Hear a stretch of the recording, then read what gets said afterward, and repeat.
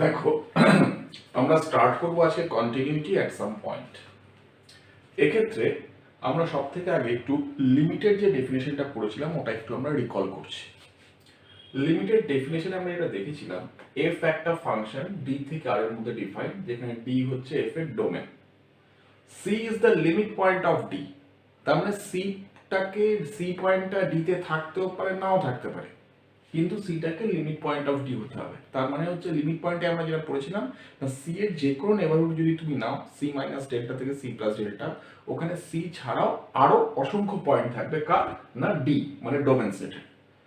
C পয়েন্টে ফাংশনটা define হতেও পারে, নাও হতে পারে, দ্যাটস ইট ম্যাটেরিয়াল।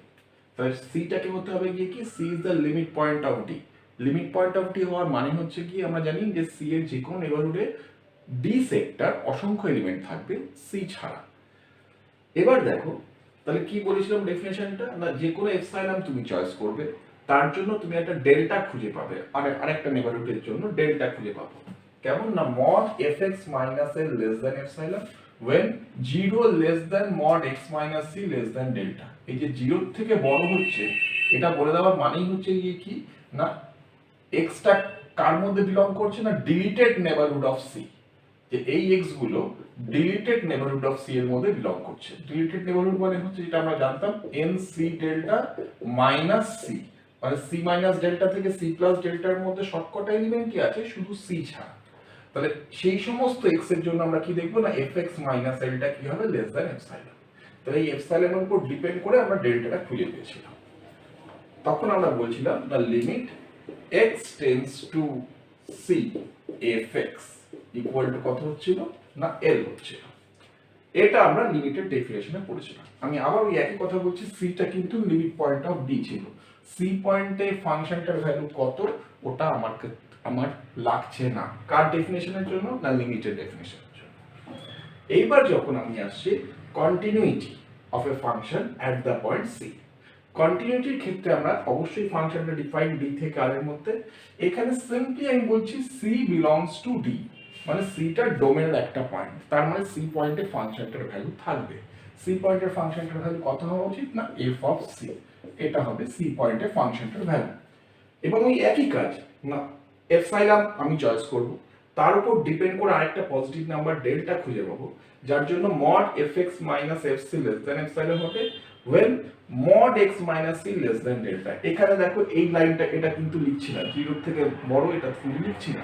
কেন লিখছি না, কারণ এক্ষেত্রে আর ডিলিটেড নেবারহুড নেই, কারণ সিটা থাকবে। কেন থাকবে, কারণ সি পয়েন্টে ফাংশনটার ভ্যালু তো রয়েছে fc, তাই সি পয়েন্টটাও কি হচ্ছে না, ইনক্লুডেড হয়ে যাচ্ছে এক্ষেত্রে।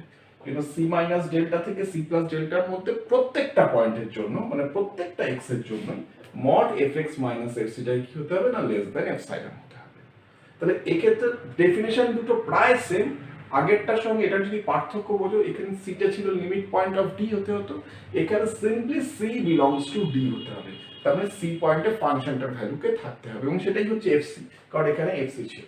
তাহলে তখন আমরা বলতাম না ফাংশনটা কন্টিনিউয়াস অ্যাট সি, এবং আমরা কি লিখতাম না, আমাদের লেখা উচিত ছিল না limit x tends to C F x equal to F C, এইটা আমরা লিখতাম সেক্ষেত্রে। তাহলে this is your definition of continuity, this is the definition of limit. এবারে আমরা এটা যেটা দেখতে পাচ্ছি, সিটা ডি এর পয়েন্ট হতে হবে। এবার দেখো, আমরা যেটা জানি ডি তো একটা সেট, ডি সেটের পয়েন্টগুলোর মধ্যে যদি সি যদি ডিতে থাকে, তাহলে সিটা দু রকমের পয়েন্ট হতে পারে। আইদার সিটা আইসোলেটেড পয়েন্ট হতে পারে, বা সিটা লিমিট পয়েন্ট হতে পারে। আইসোলেটেড পয়েন্টের জন্য আমাদের হাতে আমরা একটা থিওরাম আছে কন্টিনিউটিতে, কি দেখবো না, এফ একটা ফাংশন ডি থেকে আর এর মধ্যে ডিফাইন করা হয়েছে, সি হচ্ছে বিলংস টু ডি অবশ্যই, এবং সিটা কি না, C is isolated point of D. Isolated point of D মানেটা কি, আইসোলেট মানে বুঝতে পারছো সবার থেকে বিচ্ছিন্ন। তার মানে তুমি সবসময় সি কে সেন্টার করে একটা নেবারহুড ডেল্টা পাবে, যেখানে দেখবে সেই নেবারহুডে একমাত্র সি রয়েছে। তার মানে সি কে সেন্টার করে আমরা এরকম ডেল্টা বা ডেল্টা 1 বা ডেল্টা 2 এরকম একটা নেবারহুড পাবো, যে সি মাইনাস ডেল্টা 1 থেকে সি প্লাস ডেল্টা 1। এই নেবারহুডের মধ্যে সি ছাড়া ডি পয়েন্টের আর কেউ, মানে ডি সেক্টর আর কেউ নেই। তখন সিটাকে আমরা কি বলছিলাম না, C is called isolated point. তাহলে এটা ছিল হচ্ছে ডি সেট, এখানে হচ্ছে মনে করো সি কে সেন্টার করে আমরা এরকম একটা নেইবারহুড পাবো যেখানে একমাত্র এই নেইবারহুড দেখতে পাচ্ছি সিটাই রয়েছে, বাকি অন্যান্য পয়েন্টগুলো কিন্তু নেই। তাহলে তখন আমরা সিটাকে কি বলছি না C is called isolated point of D. আমাদের হাতে যে থিওরামটা আমরা এখন দেখাবো না এফ যদি ডি থেকে আর এর মধ্যে একটা ফাংশন হয় আর সি যদি আইসোলেটেড পয়েন্ট হয়ে থাকে তাহলে আমরা কি দেখবো না সি যদি আইসোলেটেড পয়েন্ট অফ ডি হয় তাহলে আমরা কি দেখবো না F is continuous at C, এফটা কন্টিনিউয়াস হবে সি তে। তাহলে কি করে করবো এটা না সি যেহেতু বলেই দিয়েছে আমাকে সিটা কি না আইসোলেটেড পয়েন্ট, তাহলে সি কে সেন্টার করে আমরা একটা ডেল্টা নেইবারহুড তৈরি করি এন সি ডেল্টা, যেখানে আমরা কি দেখবো একমাত্র সি থাকবে, সি থাকছে। এবার দেখো তার মানে আমরা বলতে পারি for all x belongs to N C delta, লেখা হচ্ছে ফর অল এক্স, বেসিক্যালি এই নেইবারহুডের মধ্যে একটাই পয়েন্ট রয়েছে সেটা কে না সি, তাই এক্স মানে কে না এক্স মানে কিন্তু এই সিটাই। তাহলে mod F x minus F C, তার মানে এক্স এর জায়গায় তো আমি একটু আগে বললাম এক্স মানেই হচ্ছে সি, তাহলে mod F C minus F C মানে কি আলটিমেটলি জিরো। তো জিরোটা যে কোনো pre assign small positive number epsilon থেকে কি হবে ছোটই হবে। তাহলে আমরা কি দেখতে পাচ্ছি না যে সমস্ত এক্স গুলো এনসি ডেল্টার মধ্যে বিলং করছে তাদের corresponding F x minus F সিটা কি হচ্ছে লেস দ্যান এপসিলন হচ্ছে, যেখানে এপসিলনটা ছিল pre assign small positive number. তাহলে এক্ষেত্রে আমরা বলতে পারবো F is continuous at C. তাই আমরা এক্ষেত্রে আমরা এটা দেখতে পারলাম না সি যদি একটা আইসোলেটেড পয়েন্ট হয়ে থাকে ফাংশনটার তাহলে সি পয়েন্টে ফাংশনটা কি হবে না কন্টিনিউয়াস হবে। এবার দেখো আরেকটা যে ডেফিনেশন রয়েছে আইসোলেটেড পয়েন্ট ছাড়াও কি হতে পারে এটা বললাম না লিমিট পয়েন্ট হতে পারে। তাহলে সেক্ষেত্রে ডেফিনেশনটা কি হবে না তখন ডেফিনেশনটা দাঁড়াচ্ছে হচ্ছে এফ ডি থেকে আর এর মধ্যে একটা function C belongs to D intersection D dash. তার মানে সিটা কার কার মধ্যে রয়েছে অবশ্যই ডি তে রয়েছে এবং ডি ড্যাশেও রয়েছে। ডি ড্যাশটা কি না derived set of D, D ড্যাশটা হচ্ছে derived set of D. Derived সেটে কারা থাকে না ডি সেটের সমস্ত লিমিট পয়েন্ট থাকে। তার মানে বেসিক্যালি সিটা কিরকম পয়েন্ট হয়ে গেল সিটা ডি তেও থাকছে অ্যাজ ওয়েল অ্যাজ ডি এর লিমিট পয়েন্ট। তখন ডেফিনিশনটা কি না একই না তুমি এপসাইলন চয়েস করবে, তার জন্য আরেকটা ডেল্টা খুঁজে পাবে যার জন্য দেখো mod F x minus F C less than epsilon when mod x minus c less than delta। এক্ষেত্রে আবার এই একই কথা বলছি না এক্ষেত্রে সিটা কিন্তু ইনক্লুডেড, ওই জন্য এন সি ডেল্টা লেখা হচ্ছে, that is x belongs to যে সমস্ত x গুলো c মাইনাস ডেল্টা থেকে c প্লাস ডেল্টার মধ্যে লাই করছে তাদের জন্য এই ডিফারেন্সটা কি হচ্ছে না লেস দ্যান এপসাইলন হচ্ছে। তখন আমরা বলবো f is continuous at c আর লেখা উচিত limit x tends two c fx equal to fc। তো এটা হচ্ছে গিয়ে তখন ডেফিনেশন। সেই জন্য দেখো আমরা এক্ষেত্রে দু রকমের ডেফিনেশন পড়লাম। প্রথমে সিম্পলি যদি বলো যে what is the definition of continuity তাহলে তোমরা শুধু এটাই লিখবে সি বিলংস টু ডি করে দেখাবো। এবার সিটা ডিতে থাকে মানে দু রকমের পয়েন্ট হতে পারে আইদার আইসোলেটেড বা লিমিট পয়েন্ট। আইসোলেটেড পয়েন্ট হলে কন্টিনিউয়াস হবে আমরা সেটা অলরেডি দেখিয়ে দিলাম, আর লিমিট পয়েন্ট হলে তখন জাস্ট এই জায়গাটা চেঞ্জ হয়ে যাচ্ছে। আমরা এটা বলছি ডেফিনেশন লেখার সময় যদি কন্টিনিউয়াস হয়। আইসোলেটেড পয়েন্ট হলে কিন্তু কন্টিনিউয়াস হবে, আর লিমিট পয়েন্ট হলে যে কন্টিনিউয়াস হবে কিনা সেটা কিন্তু এরকম কোনো বাধ্যবাধকতা নেই আর কি, হতেও পারে নাও হতে পারে। যদি হয় তার ডেফিনেশন হচ্ছে এটা।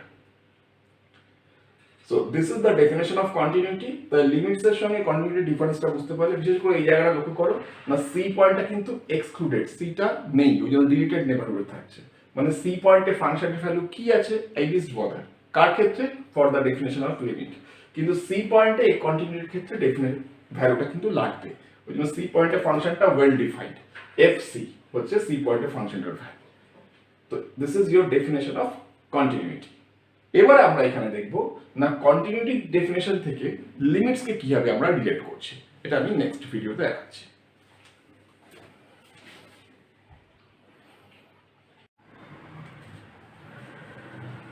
এবারে দেখো আমরা আগে যেটা দেখালাম না সিটা যদি আইসোলেটেড পয়েন্ট হয় তাহলে আমরা দেখতে পাচ্ছি এফটা অলওয়েজ কন্টিনিউয়াস হবে।